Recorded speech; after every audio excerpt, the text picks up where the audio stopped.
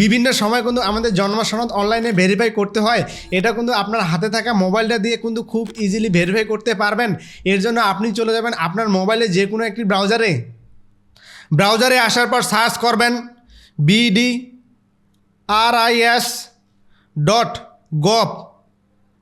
এরপর অরিজিনাল ওয়েবসাইটটি আসবে।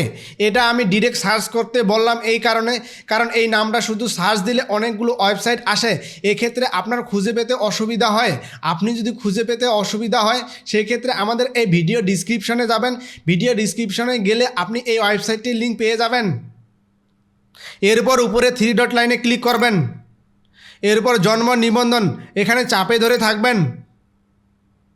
এরপর ওপেন এ নিউ ট্যাব এখানে ক্লিক করবেন। এরপর এখান থেকে নিচে দেখতে পাচ্ছেন জন্ম নিবন্ধন তথ্য অনুসন্ধান, এখানে ক্লিক করবেন। এরপর নিচে দেখতে পাচ্ছেন বার্থ রেজিস্ট্রেশন নাম্বার, এখানে আপনার 17 ডিজিটের নাম্বারটি দিবেন। এরপর নিচে দেখতে পাচ্ছেন ডেট অফ বার্থ, এখানে আপনার ডেট অফ বার্থটা দিবেন। এরপর নিচে ক্যাপচারটি ক্যালকুলেট করে এখানে বসাবেন। এরপর সার্চে ক্লিক করবেন। সার্চে ক্লিক করলে দেখতে পাচ্ছেন আমার জন্ম নিবন্ধনটি চলে এসেছে। এখানে আরেকটা ইম্পর্ট্যান্ট কথা বলি, আপনারা যখন জন্ম নিবন্ধন অনলাইনে ভেরিফাই করতে যাবেন তখন আপনার জন্ম নিবন্ধনের 17 ডিজিটের নাম্বার এবং জন্ম নিবন্ধনের ডেট অফ বার্থ লাগবে। এই দুইটা জিনিস দেওয়ার পরে যখন আপনি সার্চে ক্লিক করবেন তখন আপনার জন্ম নিবন্ধনটি বের হয়ে যাবে।